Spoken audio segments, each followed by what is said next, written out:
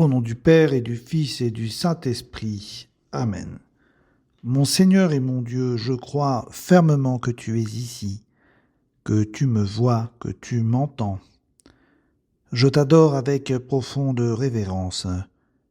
Je te demande le pardon de mes péchés et la grâce de faire avec profit ce moment de prière.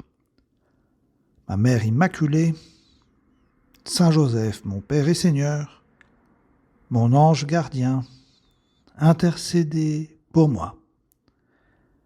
L'Évangile d'aujourd'hui nous donne un enseignement très bref et également imagé, car fidèle à son style, notre Seigneur Jésus utilise des images pour faire passer des idées.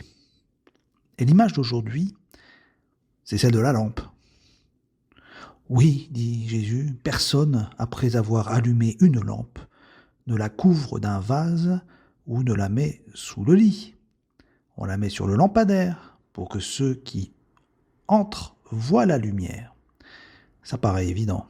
On allume une lumière pour éclairer. On la cache pas après. Et saint Matthieu, d'ailleurs, dans son évangile, tient à nous préciser une chose, c'est que nous, disciples du Christ, nous sommes cette lumière. Car il le dit très clairement, vous êtes la lumière du monde. C'est-à-dire que nous, chrétiens, nous avons une belle mission.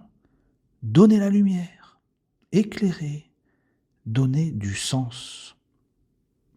Et Jésus ajoute même, de même que votre lumière brille devant les hommes, alors, voyant ce que vous faites de bien, ils rendront gloire à votre Père qui est aux cieux. C'est magnifique, car nous pouvons bien conduire les gens vers le bien, conduire les gens vers Dieu. Et ce qui se passe, c'est que si Jésus nous dit « Attention, si la lampe est allumée, on ne va pas la couvrir ou la cacher », c'est-à-dire qu'il nous dit, le Seigneur, « Vous, mes disciples, ne vous cachez pas, éclairez, donnez de la lumière, n'ayez pas peur, et même peut-être n'ayez pas peur de choquer. » Qu'est-ce que cela veut dire concrètement? Que donner de la lumière ou être la lumière du monde? Oui, je peux vous donner deux petites anecdotes. La première, c'est saint François d'Assise, qui un jour dit à ses frères « Venez, nous allons prêcher ».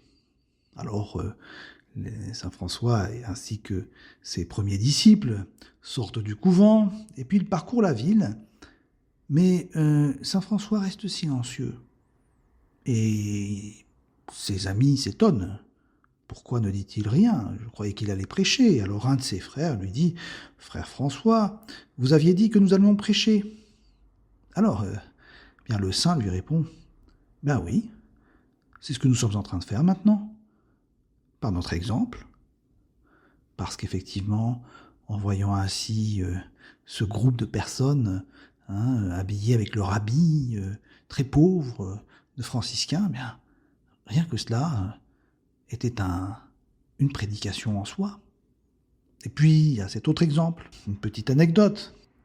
C'est celle d'une patineuse artistique sud-coréenne qui s'appelle Yuna Kim et qui a été sacrée championne olympique en 2010 au Pacific Coliseum de Vancouver, pour les Jeux olympiques d'hiver de Vancouver.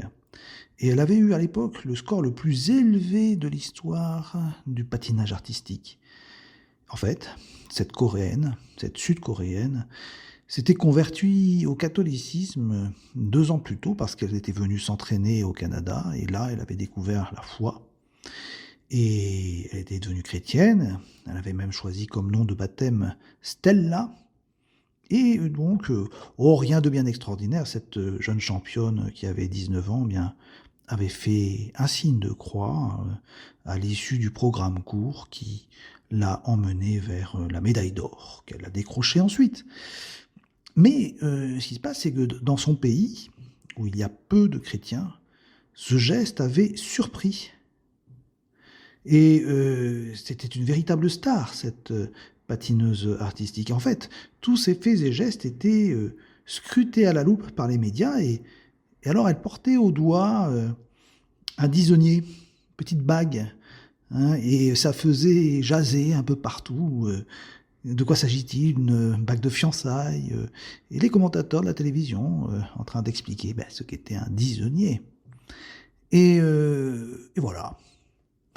Alors, bon, ça paraît pas grand-chose, mais au moins ça fait réfléchir sur la foi chrétienne.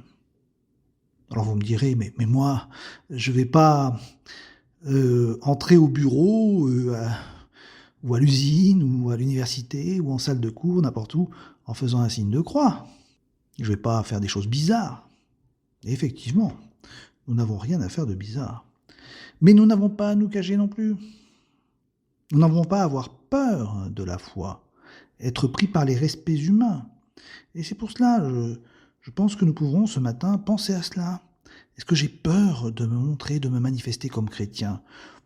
Non pas d'essayer de convaincre avec des convictions, mais simplement par ma manière d'être. Une lumière, c'est quelque chose qui brille. Et on peut se dire, est-ce que je suis brillant en fait? Est-ce que je brille? Vous savez, il y a beaucoup de manières d'aider les autres. Une atmosphère vertueuse en famille. C'est-à-dire que par exemple, un foyer, une famille un peu sobre, éduque les enfants à la tempérance. Hein. Et puis une mère qui soigne les détails dans sa maison, l'ordre dans sa maison, fait découvrir à ses enfants la valeur de l'ordre et des petites choses. Et à l'inverse, on m'a parlé par exemple l'autre jour d'un enfant dans sa poussette qui mettait sa main à l'oreille comme s'il portait un téléphone portable, vous voyez, un téléphone mobile.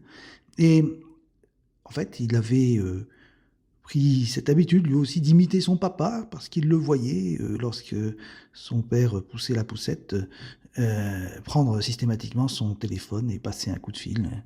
Dans ce cas-là, c'est pas forcément un exemple merveilleux.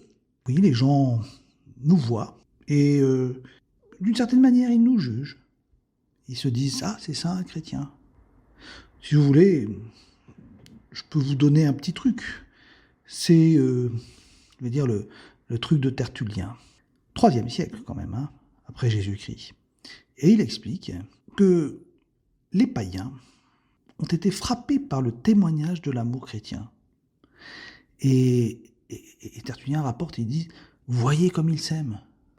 Voilà. Le truc, c'est ça. C'est « Voyez comme ils s'aiment ».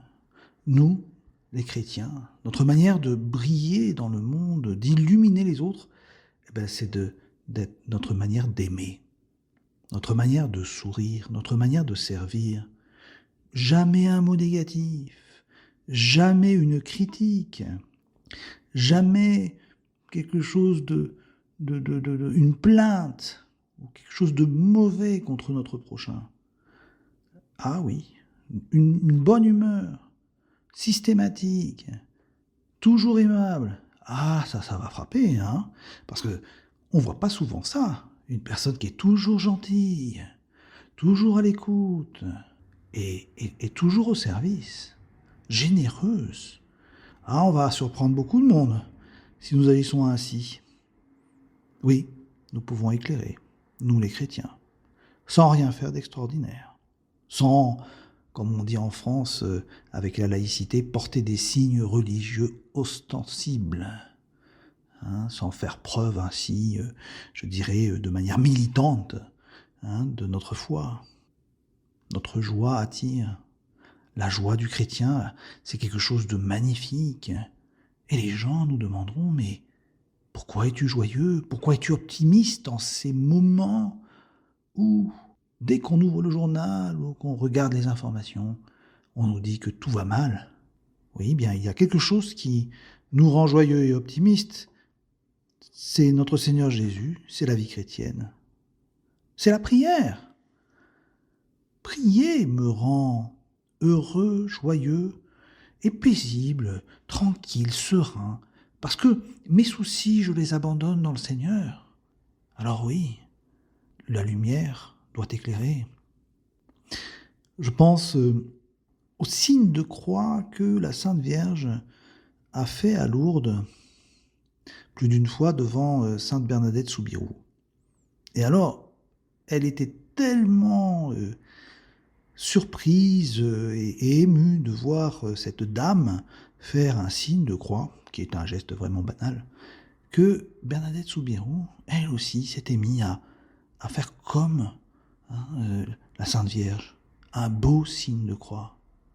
Vous voyez, on peut aider les autres, par notre manière d'être, par notre manière de prier. Et nous demandons à la Sainte Vierge qu'elle nous apprenne aussi à mettre dans notre vie beaucoup de douceur et beaucoup de lumière. Je te remercie, mon Dieu, des bonnes résolutions, des actes d'amour et des inspirations que tu m'as communiquées dans cette méditation. Je te demande de m'aider à les mettre en pratique.